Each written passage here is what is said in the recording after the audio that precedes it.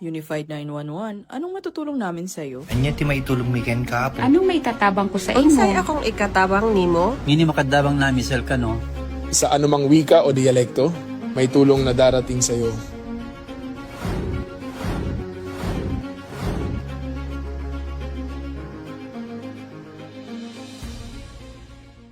Lilingkod sa bawat Pilipino at magbibigay ng tamang impormasyon para sa tahimik at maayos na Pilipinas. Police News Network, alagad ng batas, tagapagtaguyod ng balitang pulis, sandigan ng mamamayan, patnubay ng katotohanan. Kampo Krame, maghahatid ng pinakahuling kaganapan at nagbabagang balita. Ito ang PNN Police News Network.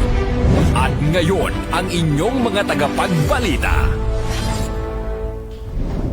Magandang araw, bagong Pilipinas. Ako ang inyong alagad ng batas, tagataguyod ng balitang pulis. Ako si Patrolwoman Janina Aguas mula sa Manila Police District. Mag-aatid sa inyo ng tamang balita, kwento ng pulis at serbisyo para sa mamamayan. At ito ang PNP News Online. Ang pangunahing balita ng Police News Network, alagad ng batas, tagataguyod ng balitang pulis.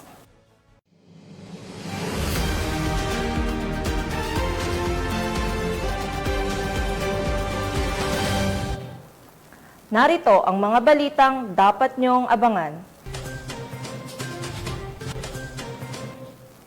Dating miyembro ng Communist Terrorist Group, voluntaryong sumuko sa Samar PNP. Tulak ng droga, arestado sa bypass operation ng Ozamis City PNP.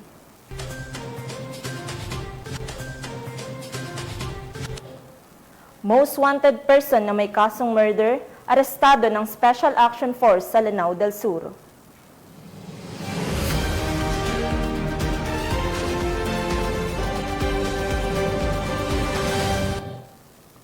Narito ang mga balitang hatid ng ating PNN correspondents mula sa iba't ibang panig ng bansa.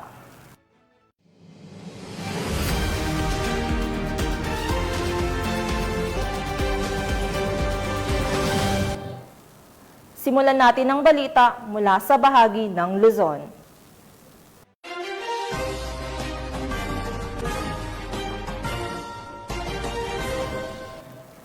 Mahigit 500 riders sa Ilocos Norte nakiisa sa makabuluhang Ride for a Cause at cleanup drive na pinangunahan ng Ilocos Norte Police Provincial Office bilang pagpapatunay ng diwang bayanihan, malasakit sa kapwa at pagmamahal sa kalikasan. Police Master Sergeant Robert Basan Abella Jr. magbabalita.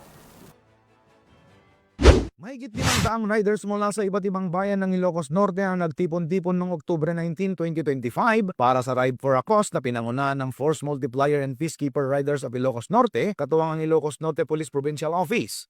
Layunin ng aktibidad na makalikom ng tulong pinansyal para sa 5 benepisyaryong may malulubhang karamdaman. Kabilang sa mga lumahok ang manang at manong pulis ng Ilocos Norte PPO na nagbibigay inspirasyon sa mga kapwa riders sa ilalim ng temang Ride with Heart, Ride to Save Lives. Nagsimula ang biyahe sa Ilocos Norte Police Provincial Office grounds at tinahak ang mga makasaysayang ruta ng Paway, Curimaw, Badok, Banna, Marcos at Solsona bago nagtapos sa Mount Lamin sa bayan ng Pidig. Bilang bahagi ng inisyatiba ni Police Colonel Jomar Q. Labiano, Provincial Director ng Ilocos Norte Police Provincial Office, isinagawa rin ang cleanup drive sa Mount Lamin matapos ang ride. Sama-samang naglinis ang mga kalahok sa paligid ng bundok bilang pagpapakita ng malasakit sa kalikasan at komunidad. Itinampok ng gawaing ito ang diwa ng Environment Protection, Community Involvement at Responsible Citizenship. Sa kabuuan, ang aktibidad ay naging matagumpay na nagpapakita ng pagkakaisa, malasakit at tunay na diwa ng bayanihan. Isang inspirasyon tungo sa mas makakalikasan, mapagmalasakit at maunlad na komunidad para sa bagong Pilipinas. Mula dito sa Ilocos Region, ako po ang inyong PNN correspondent, Police Master Sergeant Robert Abella Jr., alagad ng batas, tagataguyod ng Balitang Pulis. Maraming salamat, Police Master Sergeant Abella Jr. 353,000 pesos na halaga ng illegal na droga nasamsam sa matagumpay na bypass operation ng mga tauhan ng Bataan PNP. 39 anyos na sospek, arestado. Ang buong detalye ay mula kay Patrolwoman Janice Bulahaw. Isang 39 anyos na lalaki na umano'y sangkot sa kalakalan ng ilegal na droga ang naaresto sa ikinsang bypass operation ng mga operatiba ng Hermosa Municipal Police Station at Provincial Intelligence Unit ng Bataan Police Provincial Office, katuwang ang Philippine Drug Enforcement Agency ng Region 3 sa Barangay Kulis, Hermosa, Bataan. Batay sa ulat, nahuli ang suspect matapos nitong bentahan ng isang maliit na heat-sealed plastic sachet nang hinihinalang shabu ang isang posture buyer kapalit ng marked money.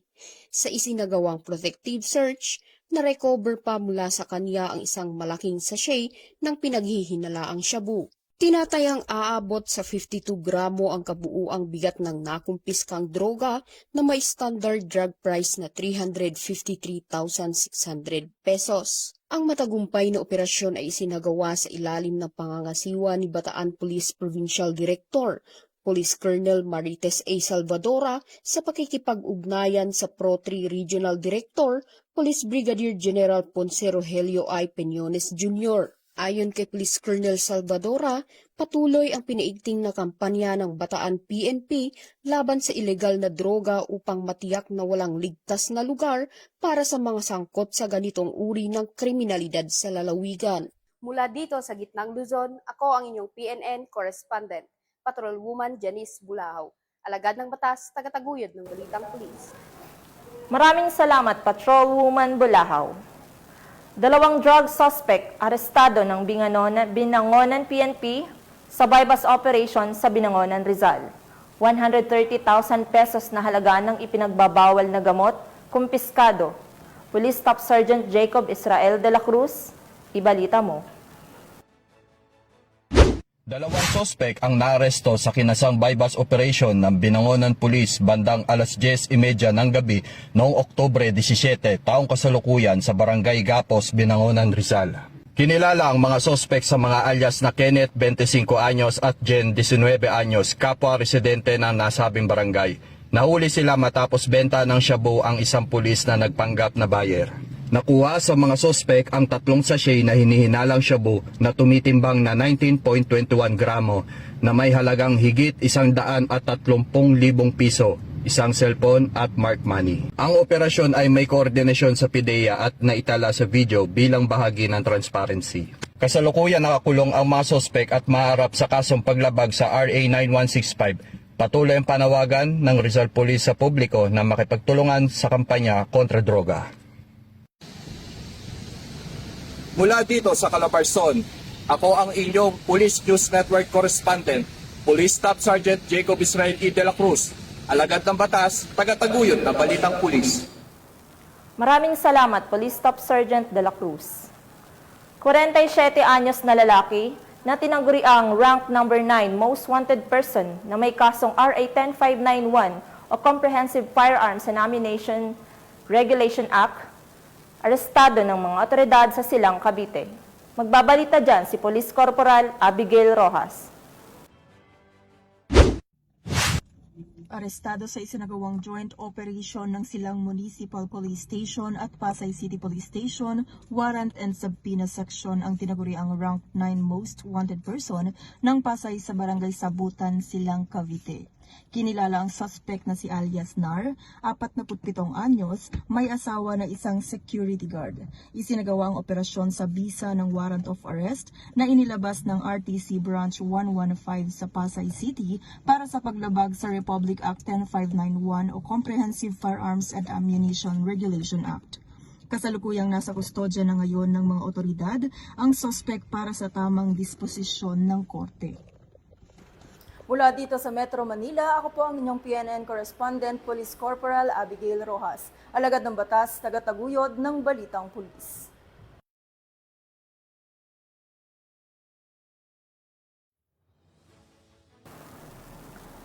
Lalaki arestado matapos ang pagbebenta ng ilegal na paputok online sa isinagawang entrapment operation ng PNP Anti-Cybercrime Unit 1 sa Dagupan City. Ang buong detalye ay hatid ni Patrolwoman Mary Grace Altizuela. Sa ikinasang entrapment operation ng mga tauhan ng Regional Anti-Cybercrime Unit 1 sa Dagupan City, Pangasinan, matagumpay na naaresto ang lalaking ito na sangkot sa iligal na pagbebenta ng mga paputok online. Ayon sa investigasyon, ginamit ng suspect ang kanyang Facebook account upang mag-alok at magbenta ng iba't ibang uri ng paputok na labag sa umiiral na batas. Dito natuklasan ng mga otoridad ang kanyang iligal na aktibidad. Kuha sa video ang aktwal na transaksyon sa pagitan ng suspect at ng operatiba na nagpanggap bilang buyer. Agad na dinakip ang suspect matapos tanggapin ang mark money. Nasasangkot ngayon ang suspect sa paglabag sa Republic Act 7183 or an act regulating the sale, manufacture, distribution and use of firecrackers and other pyrotechnic devices. Mula dito sa Campo Crame, ako ang inyong PNN correspondent, Patrolwoman Mary Grace Artizuela, nagbabalita para sa Police News Network, Alagad ng Batas, tagataguyod ng Balita Pulis. Maraming salamat, Patrolwoman Artizuela. Simulan natin ang balita mula sa bahagi ng Visayas.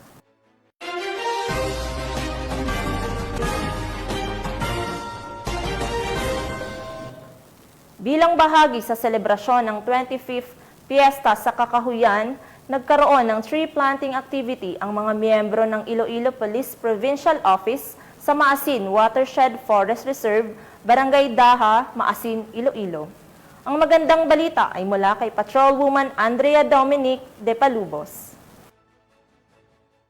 Patuloy ang hikain ng kapulisan na maging katuwang ng pamahalaan at mamamayan hindi lamang sa usapin ng seguridad kundi pati sa pangangalaga ng kalikasan.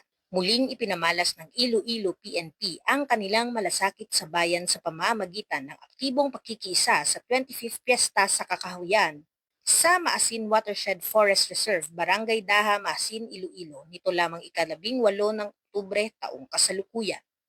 Pinangunahan ni Police Colonel Bayani M. Razalan, Provincial Director ng Iloilo Police Provincial Office, ang delegasyon ng mahigit 150 na pulis mula sa iba't ibang unit kabilang ang Police Regional Office 6, Iloilo Police Provincial Office, Regional Mobile Force Battalion 6, SWAT at mga kalapit na istasyon ng pulisya. Kasabay ng pagbibigay seguridad sa lugar, ang mga pulis ay nakiisa rin sa mismong pagtatanim ng mga punla sa nasabing lugar. Ang aktibidad ay bahagi ng programang Tanom Iloilo Towards a Forest Province na isinusulong ng pamahalaang panlalawigan ng Iloilo sa ilalim ng pamumuno ni Governor Arthur Defensor Jr. sa pamamagitan ng Provincial Environment and Natural Resources Office. Nilahukan ito ng mahigit 1,600 eco-warriors mula sa iba't ibang sektor ng lipunan, mga ahensya ng gobyerno, lokal na pamahalaan, NGOs, media, pribadong sektor at mga uniformed services. Hindi hadlang ang uniforme sa pagtupad ng tungkulin sa kalikasan. Ang PNP Iloilo ay patuloy na nakikiisa sa mga programang tumutugon sa pangmatagalang kapakanan ng komunidad.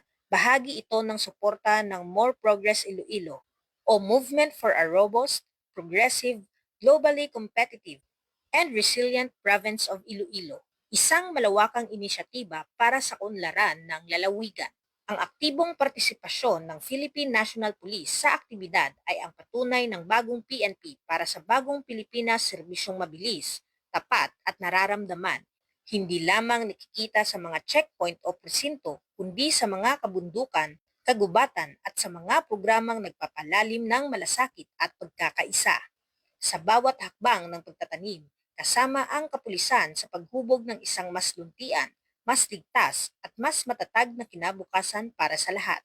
Mula dito sa Police Regional Office 6, ako ang inyong Police News Network Correspondent, Patrolwoman Andrea Dominic de Palobos, alagad ng batas, tagataguyod ng Balitang Pulis.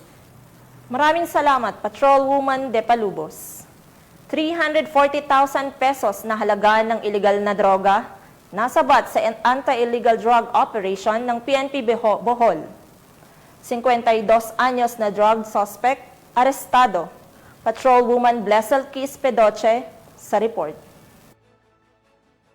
Huwag na ng kapulisan ng Bohol ang lalaking sospek matapos itong mahulihan ng 340,000 halaga ng hinihinalang shabu sa sinagawang buy-bust operation ng mga otoridad sa Purok 4 Barangay Katarman, Dawis, Bohol nito lamang nakaraan.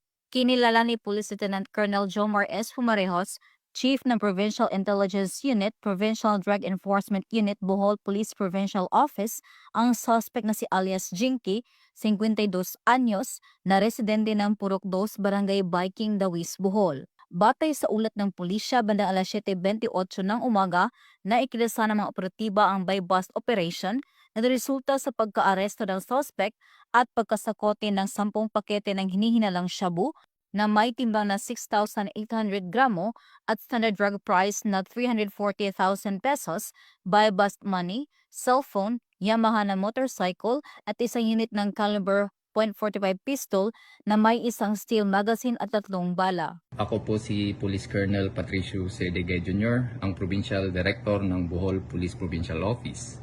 Ang tagumpay na ito ay bunga ng masusing pagmamanman at koordinasyon at walang sawang dedikasyon ng ating mga kapulisan laban kontra iligal na droga. Sa pamamagitan ng ganitong mga operasyon, ating pinatutunayan na seryoso ang Bohol PNP sa pagpapanatili ng kapayapaan at kaayusan sa ating lalawigan. Nais naming paalalahanan ang publiko na maging mapagmatsyag sa inyong mga komunidad. Kung may nalalaman kayong kahina-hinalang aktibidad o mga personalidad na sangkot sa illegal na droga, huwag mag-atubiling makipag-ugnayan sa pinakamalapit na himpilan ng pulisya o sa pamamagitan ng aming hotline numbers. Ang inyong pagkikipagtulungan ay napakahalaga upang tuluyan masugpo ang banta ng illegal na droga sa ating mga kabataan at komunidad. Patuloy nating ipagmalaki ang ating kooperasyon sa PNP. Sama-sama nating itaguyod ang bagong Pilipinas na payapa, ligtas at malaya sa droga. Maraming salamat at mabuhay ang mga Boholano. Samantala, kasalukuyang nasa kustodiya ng Dawis Municipal Police Station ang suspect at mahaharap ito sa kasong paglabag sa Section 5 and 11 ng Republic Act 9165 o Comprehensive Dangerous Drugs Act of 2002 at Republic Act 10591 o Comprehensive Firearms and Ammunition Regulation Act. Ang matagumpay na operasyon ng mga kapulisan ay patunay lamang ng kanilang dedikasyon upang matiyak ang kaligtasan at kaayusan ng ating komunidad para sa isang bagong Pilipinas. Mula dito sa Bohol Police Provincial Office, ako yung Police News Network Correspondent, Patrolwoman Blasel Kispidoche, alagad ng batas, tagataguyod ng balitang pulis. Maraming salamat, Patrolwoman Pedoche. Sa patuloy na programa ng pamahalaan kontra insurhensiya, voluntaryong sumuko ang isang miyembro ng Communist Terrorist Group sa mga otoridad sa Samar. Patrolwoman Cristel Palafox, ibalita mo. Yung nagbalik loob sa pamahalaan ang isang miyembro ng Communist Terrorist Group sa Barangay Pabanog, Paranas, Samar. Ang pagbabalik loob ay resulta ng matagumpay na panawagan at pakikipagnegosasyon ng matauhan ng 2nd Samar Provincial Mobile Force Company kasama ang Regional Intelligence Unit 8. Isinuko rin ng nasabing surrendery ang isang unit ng caliber .22 revolver. Samantala, nakatanggap naman ang nagbalik loob ng agarang tulong pinansyal mula sa mga kapulisan. Ang dating miyembro ng CTG ay nasa kustodiya na ng 2nd Samar PMFC para sa kanyang posibleng enrollment sa programa ng ating gobyerno na Enhanced Comprehensive Local Integration Program o ECLIP. Patuloy ang panawagan ng pambansang pulisya sa iba pang mga membro ng CTGs na iwaksi na ang maling ideolohiya at magbalik loob sa ating pamahalaan upang makasama ang pamilya, mamuhay ng payapa at patuloy na sumuporta sa mga programa ng ating gobyerno.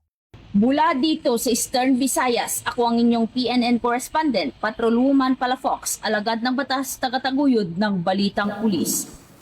Maraming salamat, Patrolwoman Palafox.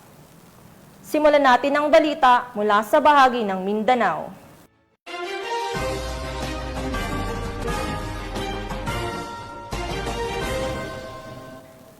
Walang kawala ang isang number 1 most wanted person ng Police Regional Office Bangsamoro na may kasong murder sa isinagawang operasyon ng Special Action Force sa Lanao del Sur. Police Corporal Marcelino Termenes, ibalita mo. Aresto ng pinagsabi na pwersa ng 44th Special Action Company, 4th Special Action Battalion at 81st Special Action Company Rapid Deployment Battalion ng PNP SAF, katuwang ang Criminal Investigation and Detection Group, Lanao del Sur Provincial Field Unit at iba pang unit ng PNP. Ang number 10 Regional Level Most Wanted Person ng Police Regional Office Bangsamoro Autonomous Region sa isang operasyon na isinagawa noong October 14, 2025 sa Barangay Linok, Tamparan, Lanao del Sur. Kinilala ang suspect na si alias Salim Bagot na naharap sa kasong murder sa ilalim ng criminal case number ML-127-2017 alinsunod sa warrant of arrest na inilabas noong December 27, 2017 ng Regional Trial Court Branch 9, 12 Judicial Region, Marawi City, Lanao del Sur. Nasa CIDG Lanao del Sur Provincial Field Unit na ang kustudiya ng naarestong suspect para sa dokumentasyon at tabang disposisyon.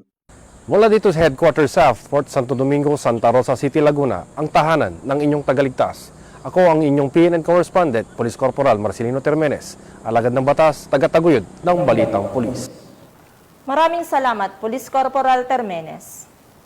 Sa patuloy na kampanya kontra iligal na droga ng PNP, arestado ang isang lalaki matapos ang matagumpay na bypass operation ng Ozami City PNP. Magbabalita dyan si Patrolwoman Danessa Berdos. Arestado ang isang individual sa ikinasang bypass operation ng mga operatiba ng Osamis City PNP sa Barangay Bagakay, Osamis City, Misamis Occidental. Nito lamang 18 ng Oktubre taong kasalukuyan. Kinilala ni Police Lieutenant Colonel Harvey Villanosa, officer in charge ng Osamis City Police Station, ang suspect na si alias Dam. Lalaki 18 taong gulang at residente ng Barangay Kinuman Sur, Osamis City.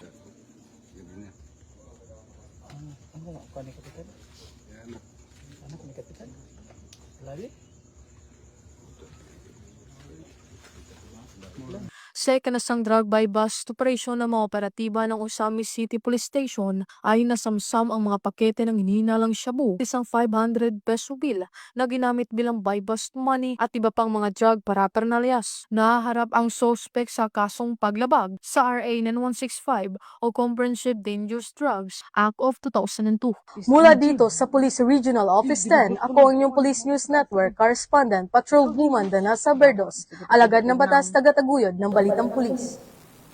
Maraming salamat, Patrolwoman Berdos.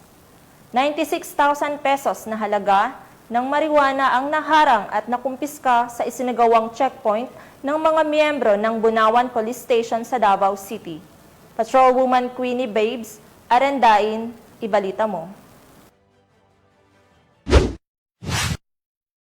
Arestadong isang individual matapos mahulihan ng hinalang pinagbabawal na droga sa sinagawang fixed checkpoint operation sa Likanan Lasang, Davao City.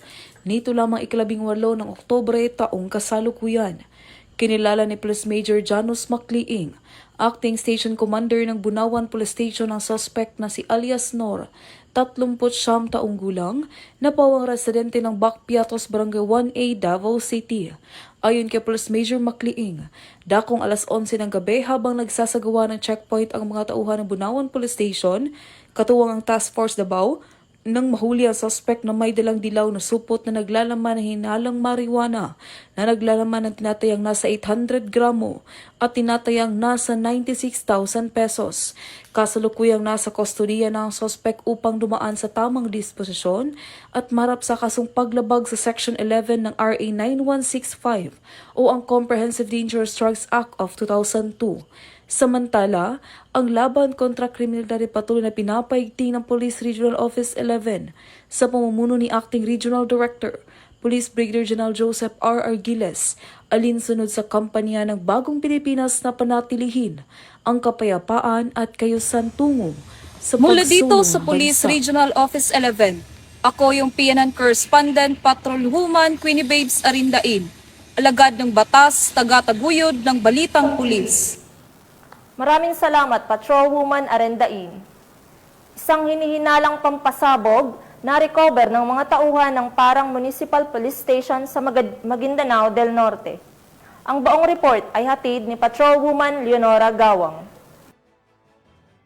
Explosive device ang na-recover ng parang PNP sa loob ng compound ng Parang Municipal Hall, Barangay Poblacion 1, Parang Maguindanao del Norte, nito lamang 17 ng Oktubre taong kasalukuyan.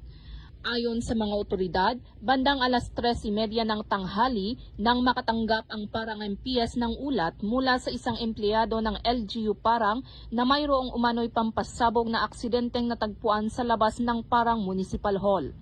Agad namang nakipag-ugnayan ang naturang istasyon sa mga personahe ng Explosive Ordnance Disposal o EOD matapos magpositibo ang isang uri ng pampasabog. Kinilala ng EOD ang nasabing pampasabog bilang isang pirasong 81mm high explosive mortar. Ang nasabing pampasabog ay kasalukuyang nasa kustodiya ng PNP EOD para sa karagdagang pagsusuri at wastong disposisyon. Patuloy na pinaalalahanan ng mga otoridad ang publiko na agad ipagbigay alam sa kinaukulan ang anumang kahina-hinalang bagay na posibleng naglalaman ng pampasabog upang maiwasan ang anumang insidente ng panganib. Mula rito sa rehiyon ng Bangsamoro, ako ang inyong Police News Network Correspondent, Patrolwoman Leonora Gawang, alagad ng batas, taga-taguyod ng Balitang Pulis. Maraming salamat, Patrolwoman Gawang. At mga ka-PNN, 66 days na lang, Pasko na.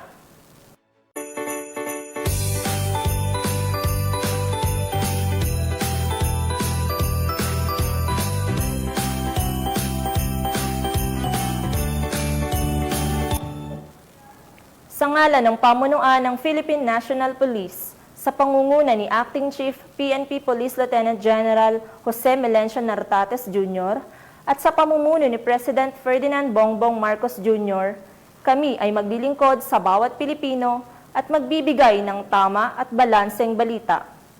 Mula rito sa tanggapan ng tagapag-ugnay ng pambansang pulisya, kami ang inyong alagad ng batas, taga-taguyod ng Balitang Pulis. Ako ang inyong tagapag-ugnay, Patrolwoman Janina Aguas mula sa Manila Police District, maghahatid ng tamang balita, kwento ng pulis at serbisyo para sa mamamayan. At ito ang PNP News Online, ang pangunahing balita ng Police News Network.